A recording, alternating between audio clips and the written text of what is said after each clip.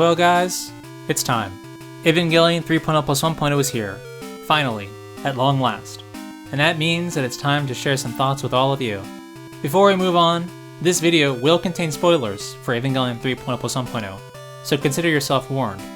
I want to start out by saying that I don't consider this a formal review. I fully expect to revisit and review the Rebuild series, both individually and as a whole.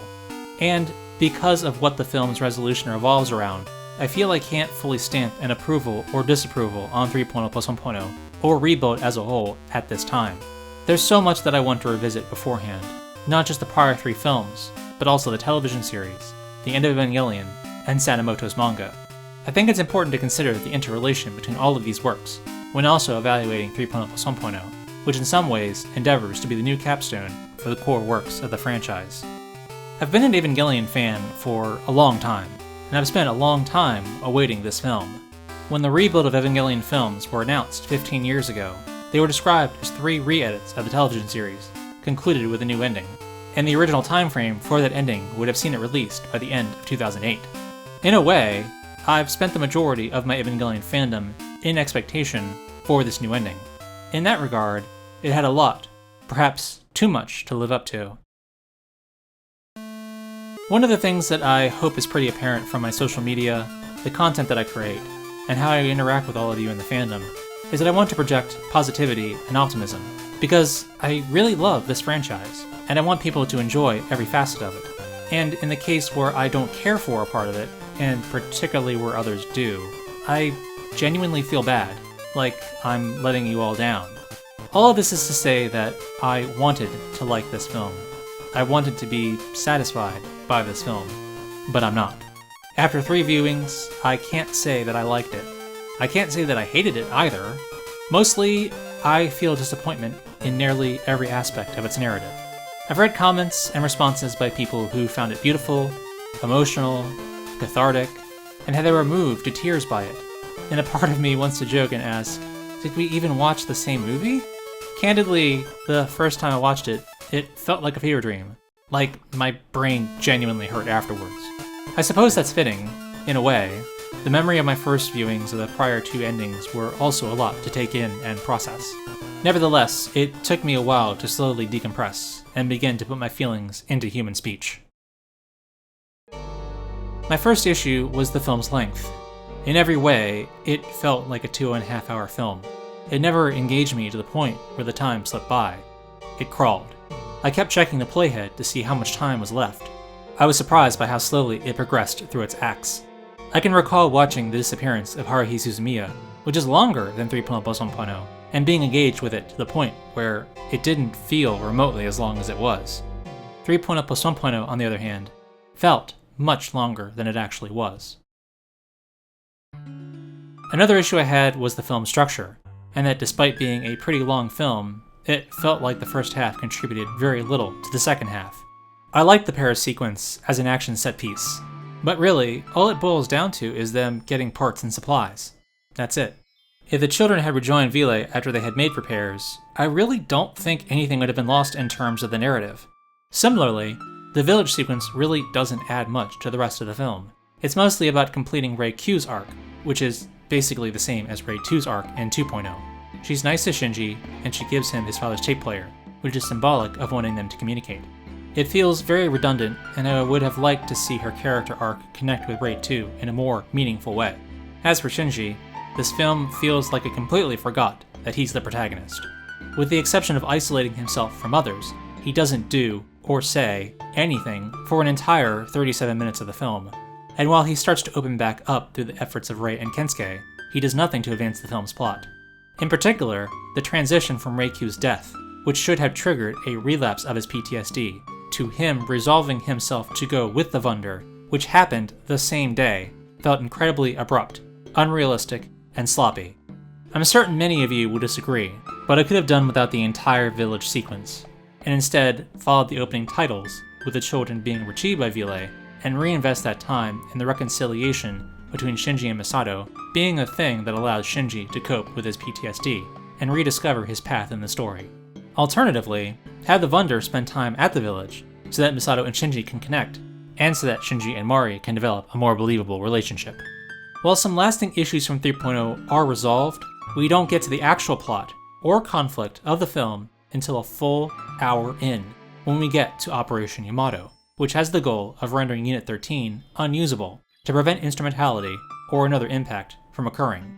It took an entire hour to get to what the film is actually about. My issue with Operation Yamato itself is that it's a solid half-hour action set piece that's followed with another half hour of being punched in the face repeatedly by deep lore babble. It was exhausting. And after an hour of all of that, at 2 hours into the film, and after ruining the suspension of disbelief with the ridiculous face of Evangelion Imaginary, we finally get to the main emotional hook of the film, Gendo.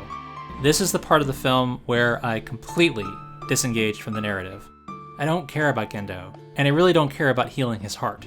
Moreover, despite being 10 minutes long, Gendo's emotional epiphany that Yui lived on through Shinji felt very sloppy and abrupt. It's as if Gendo abandons his 20-plus year quest to be reunited with his wife, a quest where he has literally destroyed the world, pretty much at the drop of a hat, and all it took was Shinji telling him that he should share his feelings. And for as important as Yui is, in all of this, she's been reduced, less of a character now, and more of an idea.